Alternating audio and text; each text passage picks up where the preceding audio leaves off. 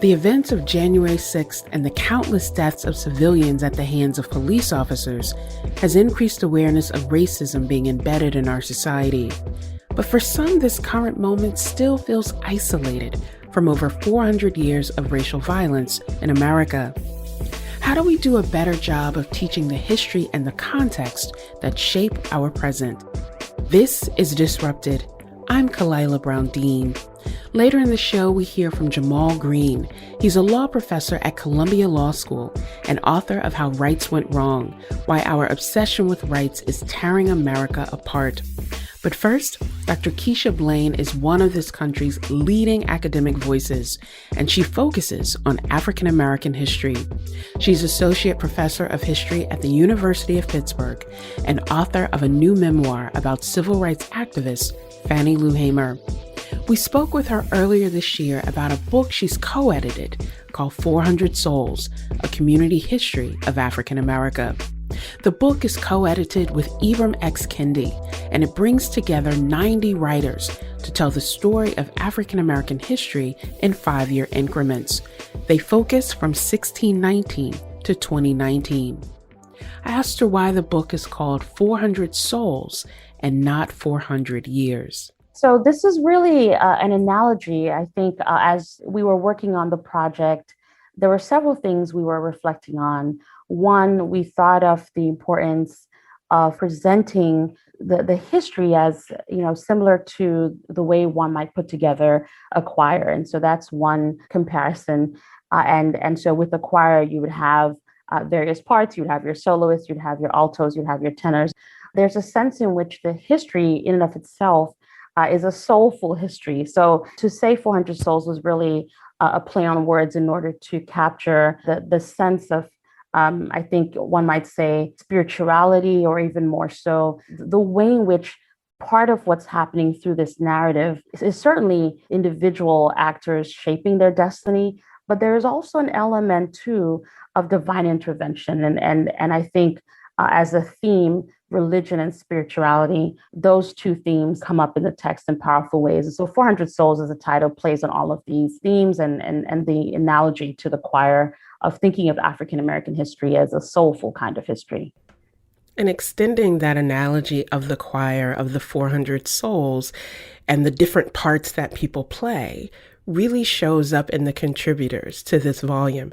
You are an historian, but the contributors aren't just historians. You have activists and poets and journalists. Why was it important to tell the community history with this diverse set of voices? So for us, when we really wanted to capture this community history, we did not want to simply pull together 90 professional historians to tell the history, because we felt like taking that approach would ultimately mean that, for the most part, people would come to various topics in similar kinds of ways. And so historians grapple with, a primary and secondary texts in similar ways, and we're trained in similar ways and often write in similar ways. So part of breaking free from simply asking professional historians was making sure that we would have diversity in terms of the pieces.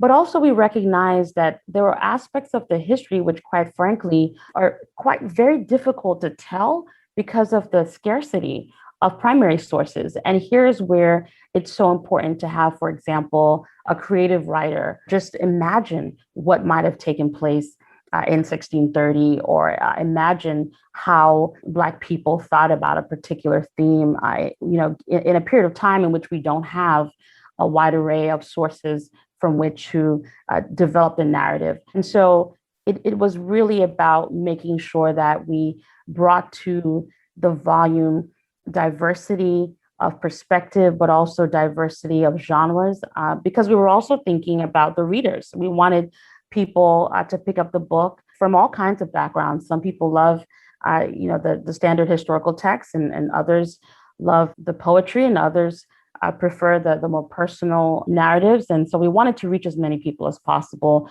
and bringing together a diverse group of writers, I think, helped to realize that goal.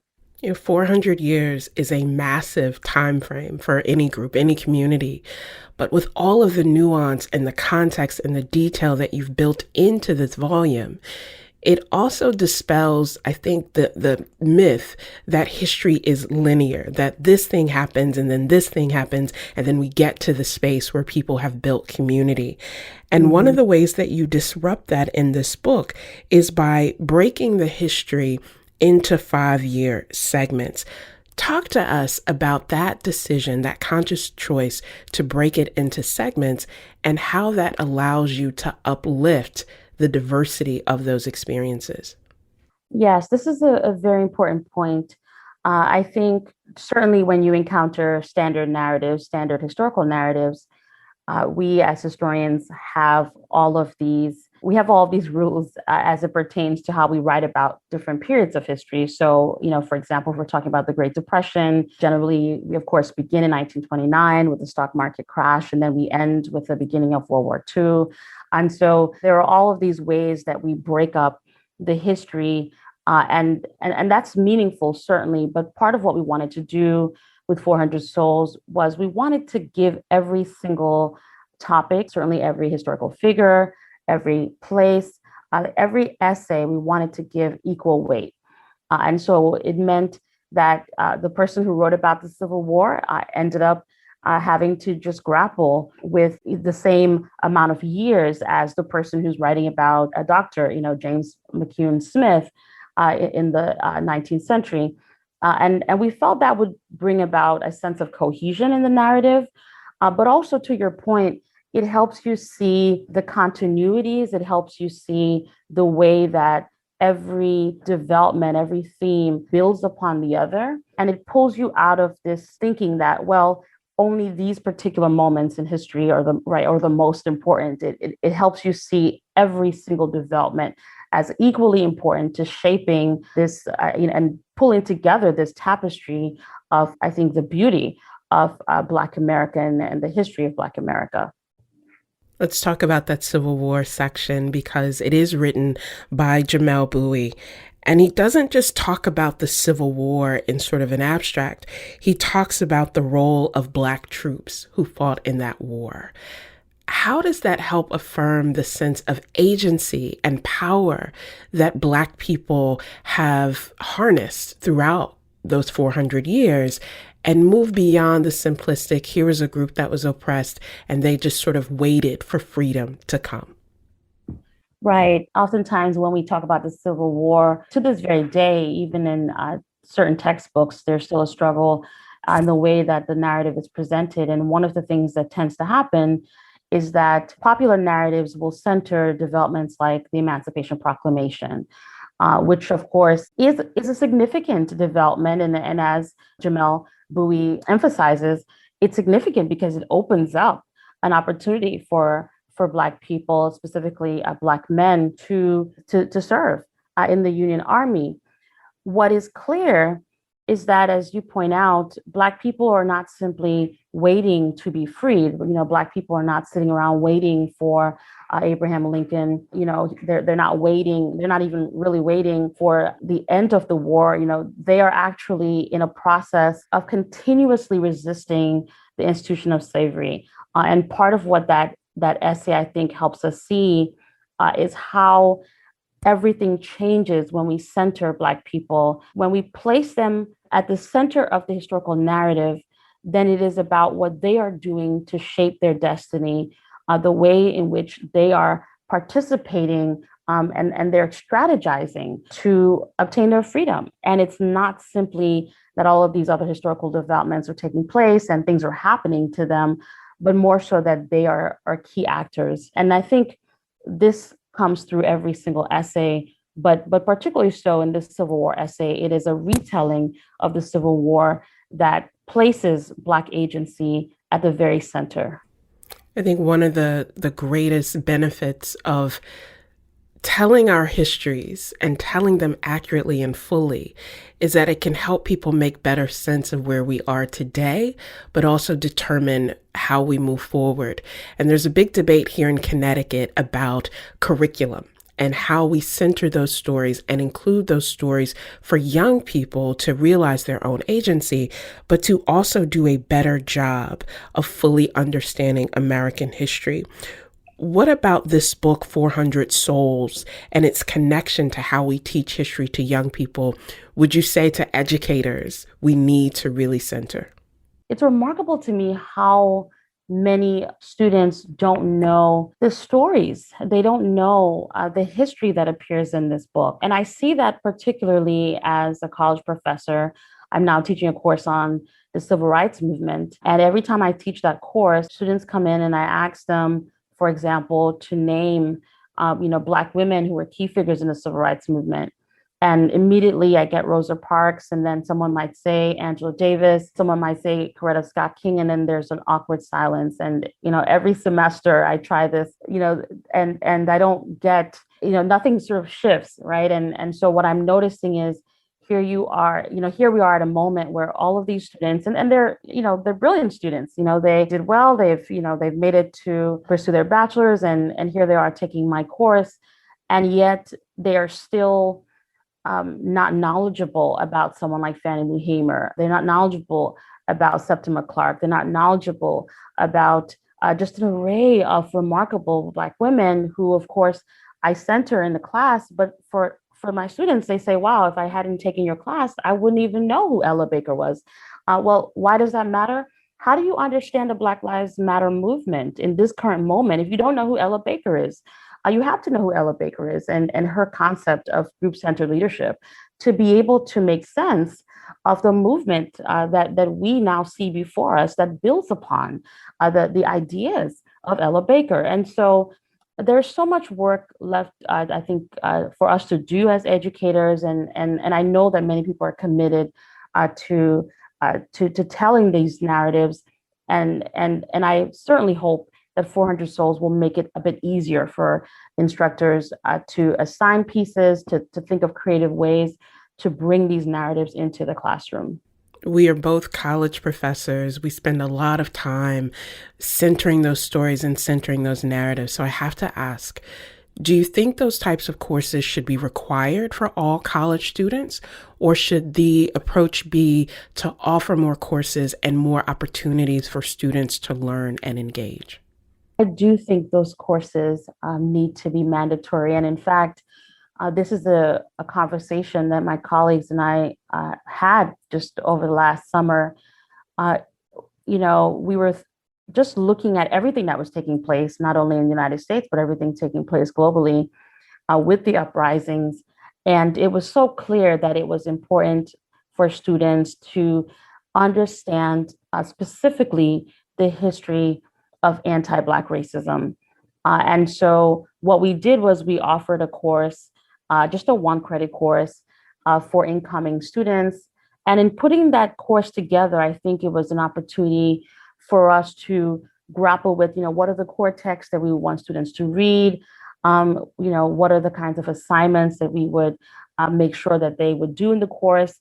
And we ultimately, I think, concluded, well, not surprisingly, that it was so valuable for every single student, every single freshman who came in to the university to take that course, regardless of whatever they wanted to major in. Because in the end, even if you decided you want to go to med school, you have to know the history of anti-Black racism, because there is actually a history of medical racism in particular that you need to know. You have to understand if you're going to engage with diverse communities. And so that was, I think, a good opportunity. And part of what we're doing now is trying to make sure that continues just, beyond just the semester, beyond this moment in which we're talking about the uprisings, but that it becomes part of the curriculum, a permanent part of the curriculum, whereby every single student, regardless of your major, will just take, just a 1-credit course, mandatory, that will help you better understand the history of anti-Black racism. And we thought that was important. And I certainly hope that other universities will do the same. Keisha Blain is Associate Professor of History at the University of Pittsburgh, and she's co-editor of 400 Souls, a community history of African America. Coming up, we continue our conversation with Dr. Blain, and later legal scholar Jamal Greene discusses how our obsession with the Bill of Rights is causing more division in our country. This is Disrupted. Stay with us.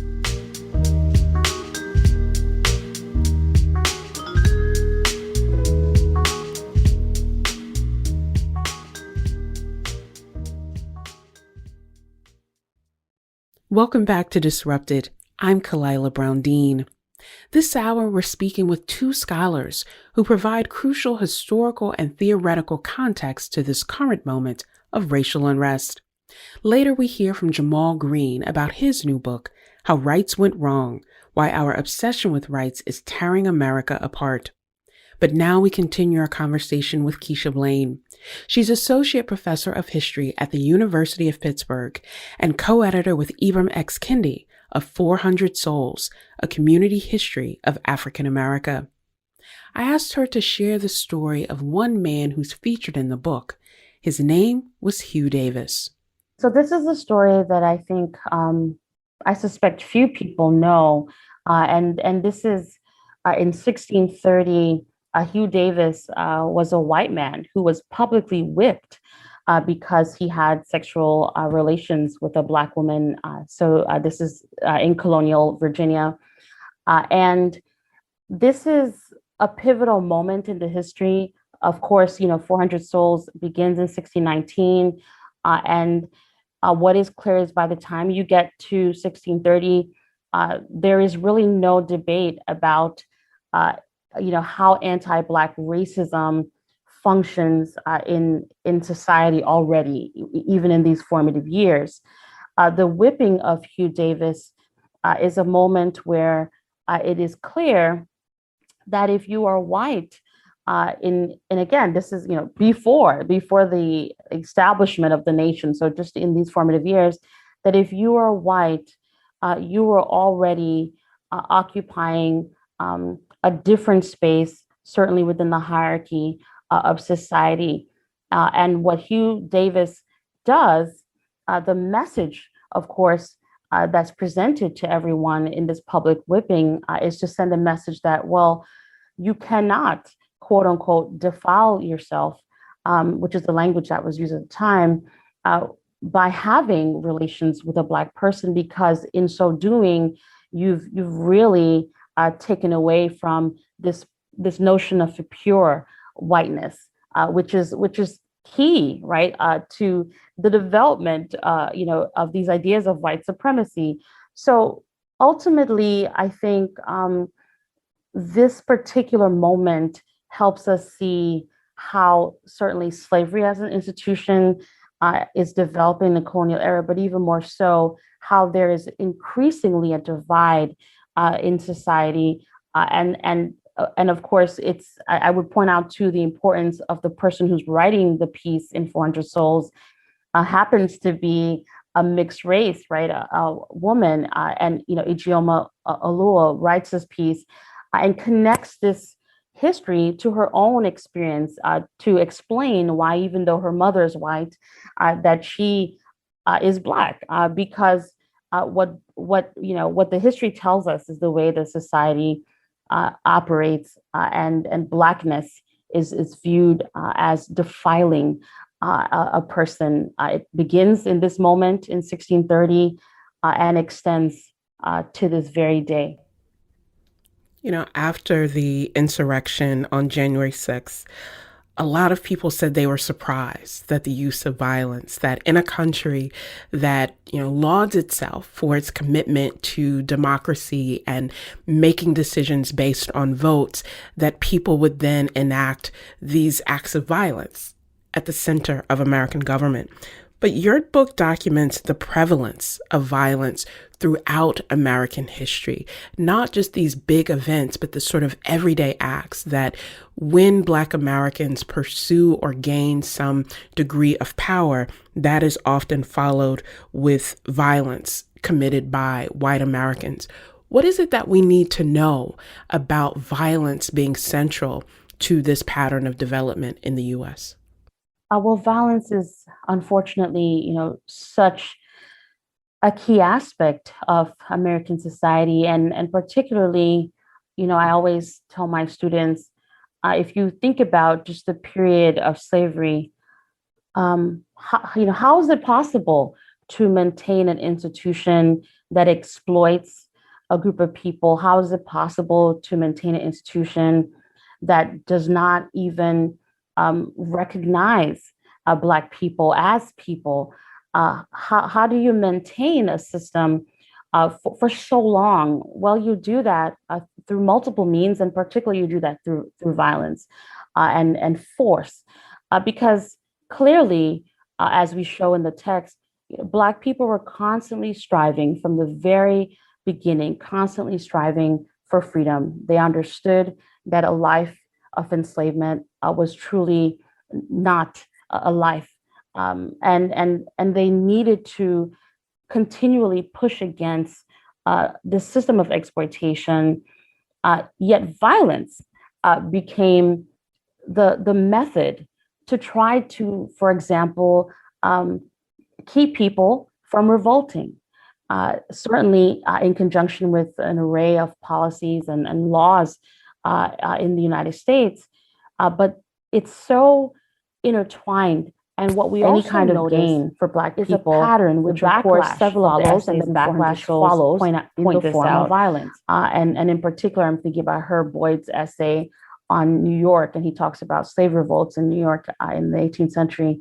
One of the things that he points out that we see to this very day is that every single time there is some progress as it pertains to Black rights, Black political rights, any kind of gain for Black people, the backlash follows, and the backlash follows in the form of violence. And so with that framing, I think many of us were not surprised by what took place in January of this year, because it was clear, I think, that with the uprisings and the attention, all of the attention on Black Lives Matter and the momentum that was growing nationally and also globally to finally confront anti-Black racism, it would not surprise us that then we would have developments taking place, acts of violence meant to certainly divert attention, but actually to intimidate people who are striving for full rights and equality in this country. So it's a pattern of behavior. We see it throughout the 400 Souls book, and we're certainly continuing to see it in our everyday lives. Your book covers 400 years or 400 souls from 1619 to 2019. And now that we are 1 year into these dual pandemics of COVID-19, as well as continued acts of racial violence, what is the story that you would tell about that period or this period when it comes to African America?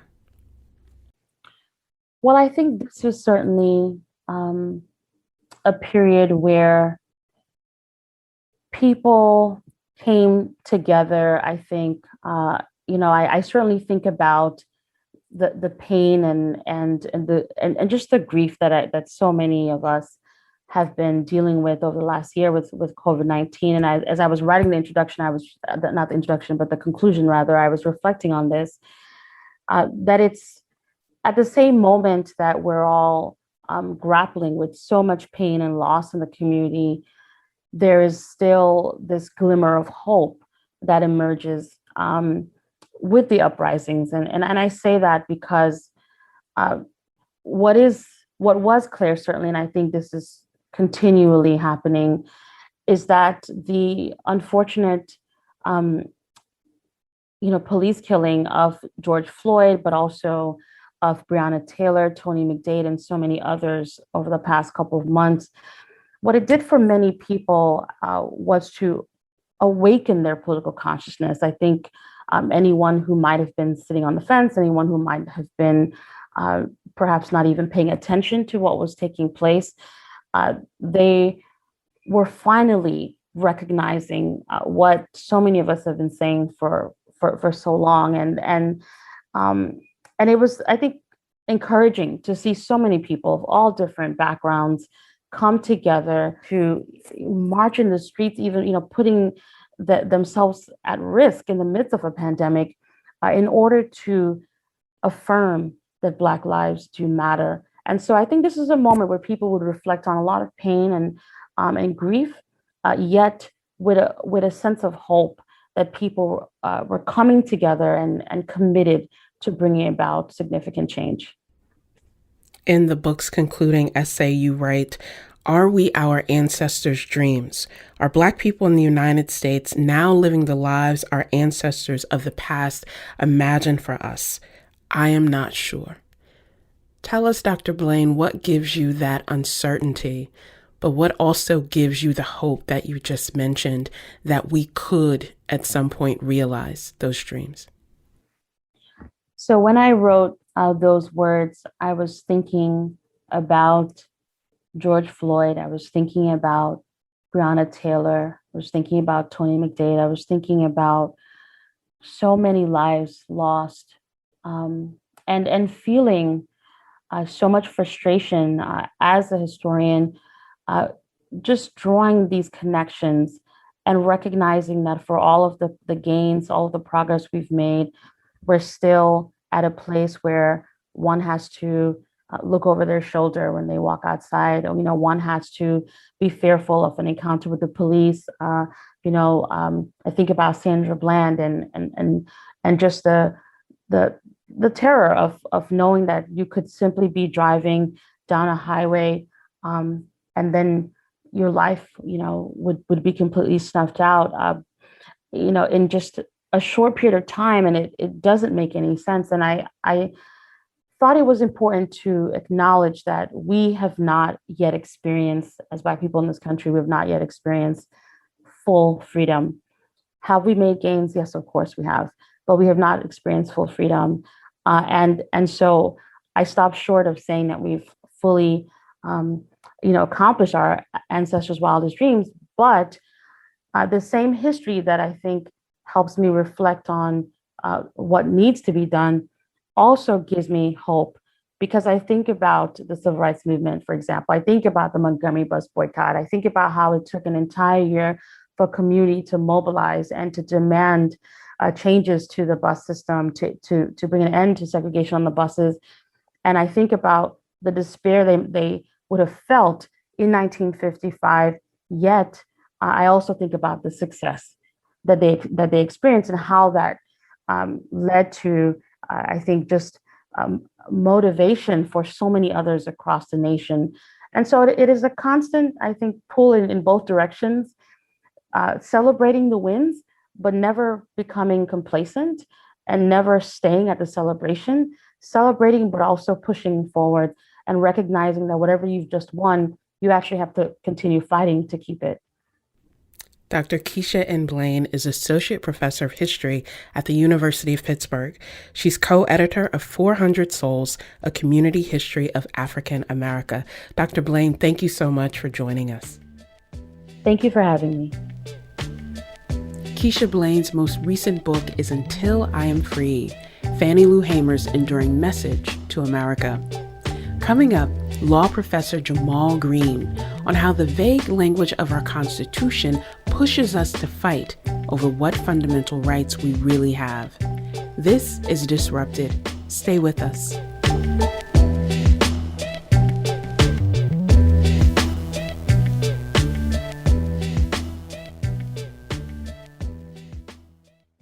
Welcome back to Disrupted. I'm Kalila Brown-Dean.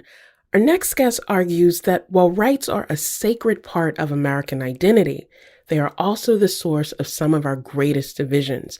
Jamal Greene is professor of law at Columbia Law School, and he's author of How Rights Went Wrong, Why Our Obsession with Rights is Tearing America Apart. Professor Greene, welcome to Disrupted. Thank you. Good to be here. Let's get right into this book, because you write that in taking rights seriously, we often take them too literally. What does that mean?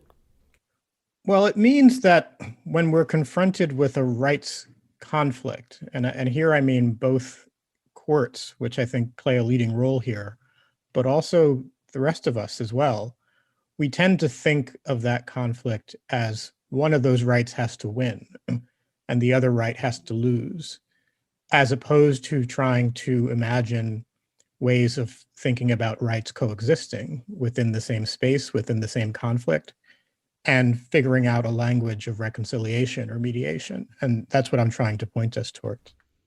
Compromise is a very important tool, but it's also something that raises the question of whether there are areas that we simply should not make compromises. And I'm thinking here of, the right to vote as one of our most treasured rights in the US. And though we use the language of a right to vote, there is no affirmative constitutional right to vote in this country. How do we reconcile that tension between creating a space where there can be multiple rights or multiple definitions and the very real fear that our rights are not just being curtailed, but are being effectively undermined? Well, I think voting rights is a great example of a certain phenomenon in American law, which is the rights we have don't actually depend on a list of rights somewhere. We have this understanding of, that we look to the Constitution, and the Constitution will tell us what our rights are. But in some ways, the most important political right that we have is the right to vote. And the right to vote, as you say, Kalila, is not protected by the Constitution specifically. We read it in there, and we should read it in there because it's so very important. It's an example, I think, of a larger phenomenon where there's a lot of sense when you have a very vague Constitution, as we do. There's a lot of sense in deciding rights cases on the basis of the particular values and interests at stake, as opposed to abstractions about constitutional interpretation, right? If you approach voting rights purely from a sort of legalistic abstraction, you'd look at the Constitution and say, where is it? But of course it's there, and we can think in the same way about other rights that are not necessarily specifically within the constitutional text, but that we obviously think are important. Rights to education, right to health, right to food, even. We tend to valorize a very limited set of rights that we say are in the text, but even those aren't. Freedom of speech is one of them, where the right that's actually in the Constitution, which talks about Congress and not states, for example, is much more narrow than our conception of freedom of speech is in reality. And there's good reason why we take speech much more seriously than the narrow language of the Constitution. But the whole point being that what's really important is not specified by the constitutional text, right? In order to resolve cases, and we all really believe this at heart, although we don't know that we believe it. The only way to really resolve cases in a responsible way and resolve these kinds of conflicts in a responsible way is to understand that they coexist and come into conflict, and try to devise a language of what I call mediation in the book. You use the word we quite frequently. Who's the we that you're referencing here? Because in many ways, there seems to be such a division about what we know collectively, and also who is the we that gets to make these decisions and arbitrate the kinds of things that you're mentioning.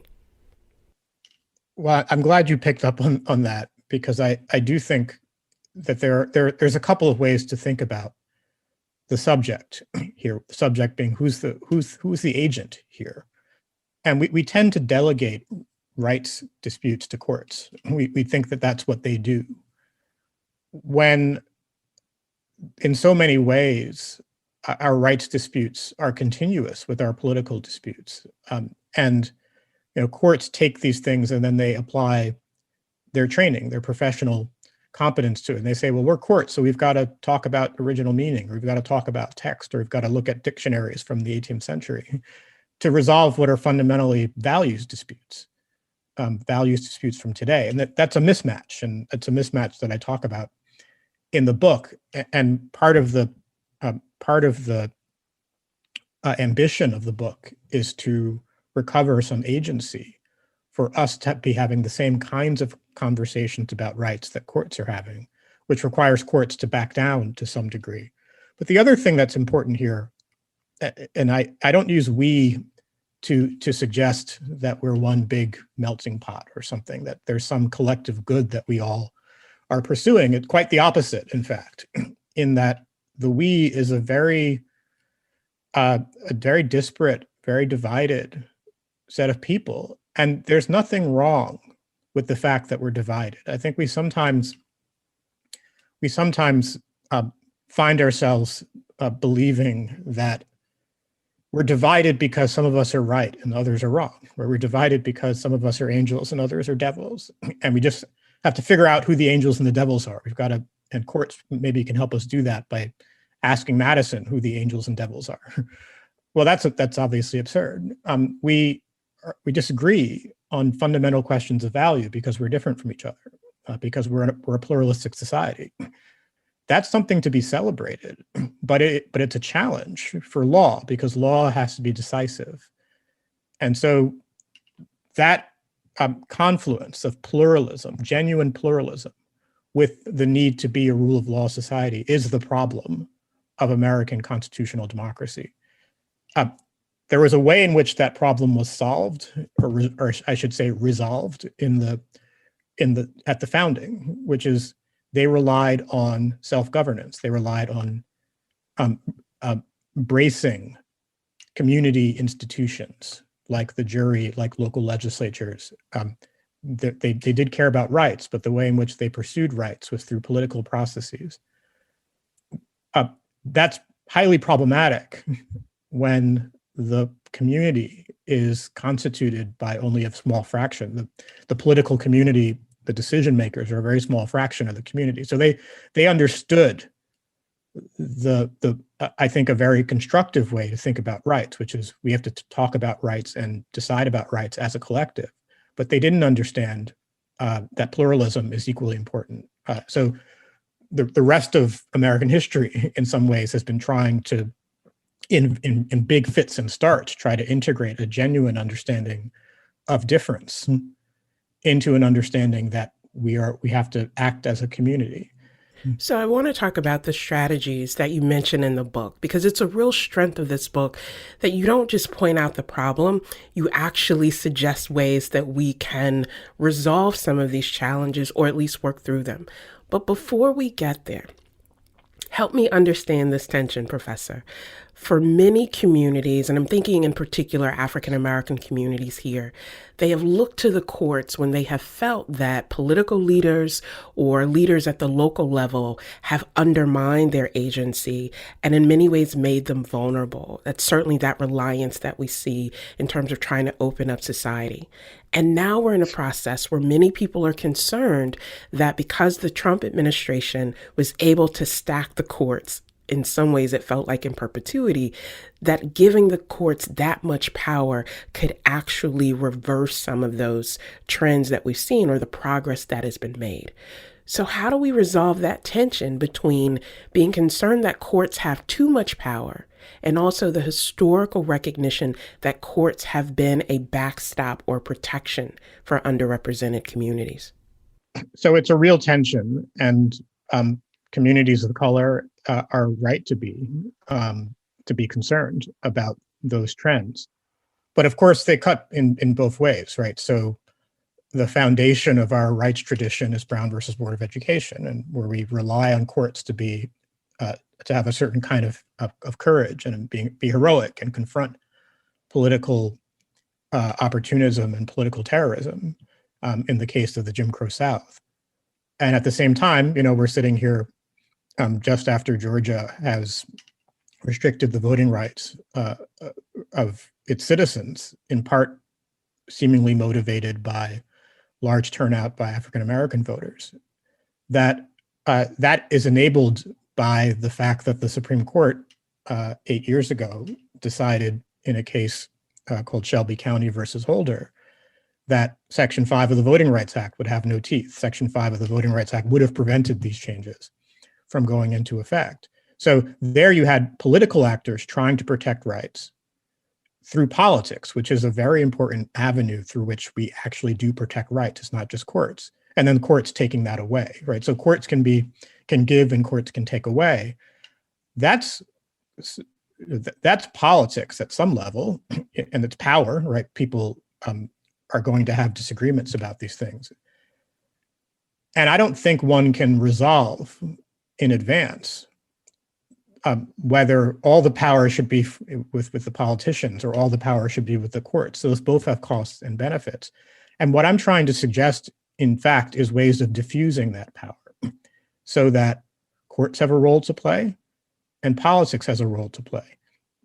If a judge is acting in bad faith, there's nothing you can do about that. That goes beyond legal doctrine, right?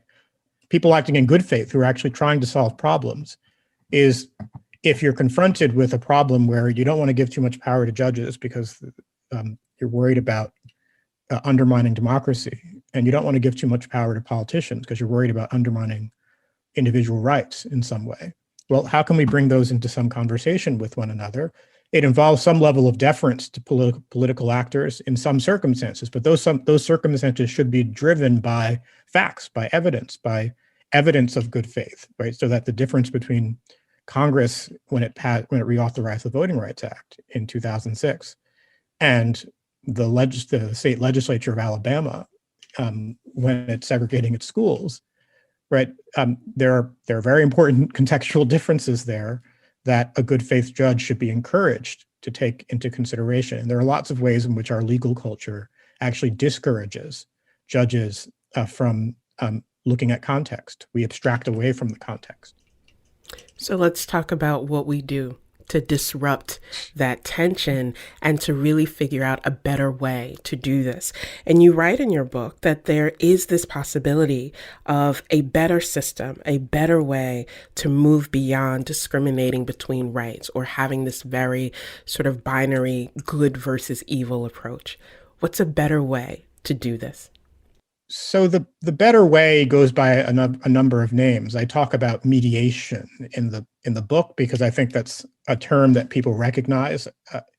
If you go to family court, right, they're going to send you to a mediator, and the way people resolve disputes in their everyday life involves some forms of mediation. You think carefully about what exactly are these parties asking for, and that includes both parties, right, not just the rights claimant.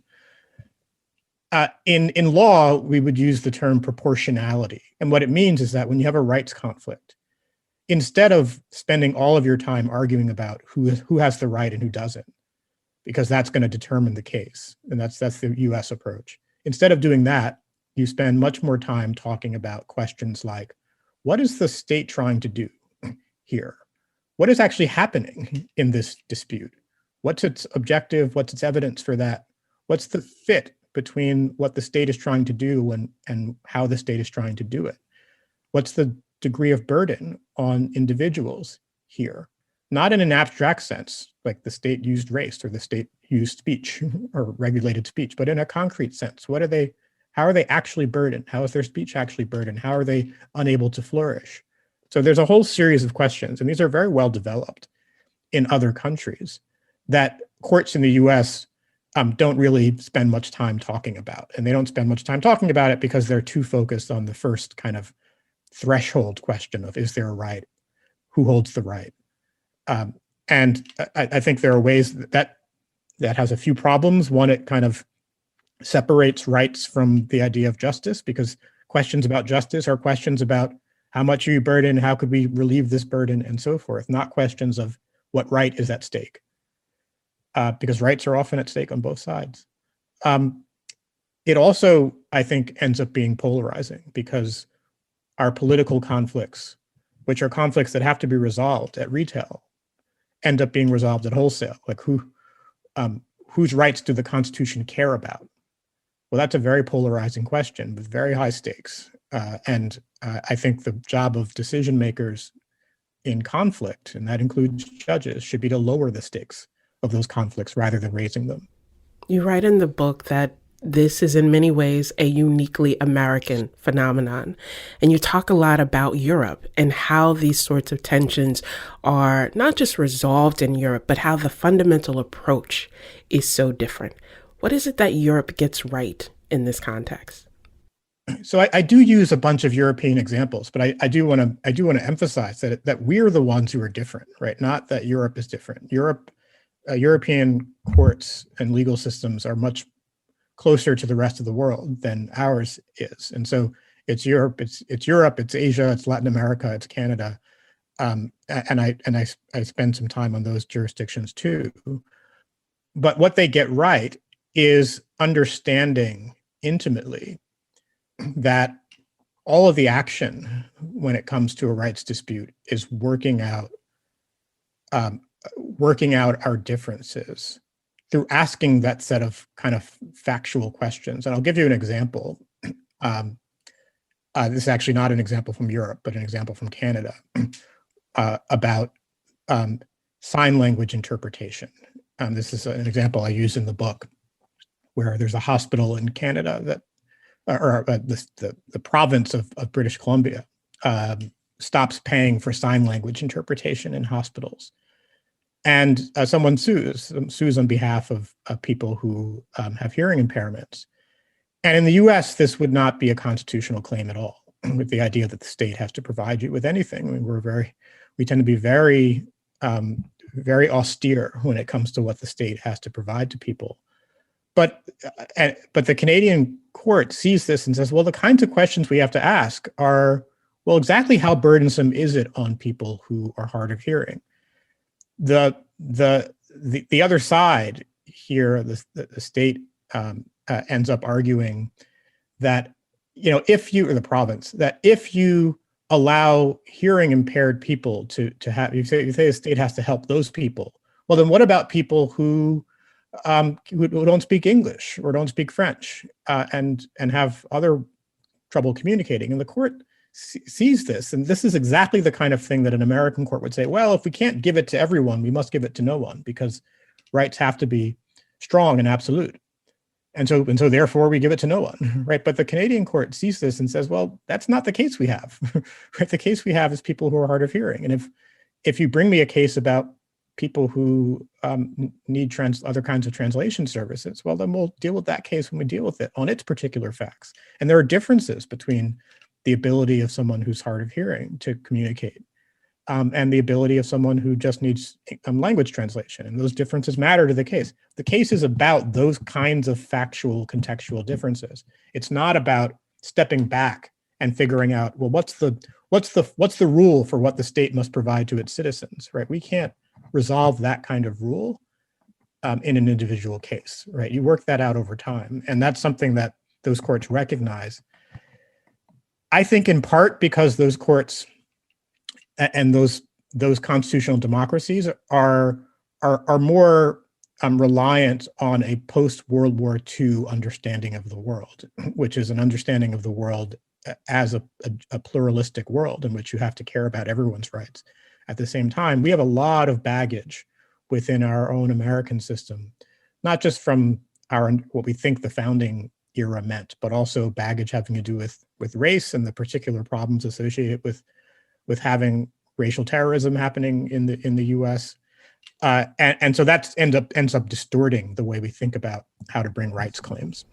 Jamal Greene is the Dwight Professor of Law at Columbia Law School, and he's author of How Rights Went Wrong, Why Our Obsession with Rights is Tearing America Apart. Professor Greene, thank you so much. Thank you. This episode of Disrupted was originally produced by Catie Talarski and Anna Elizabeth. The rest of our team includes James Szkobel-Wolff and Zshekinah Collier. I'm Kalila Brown-Dean, and I'm wishing you and your family a very joyous, healthy, and prosperous holiday season. Thanks for listening.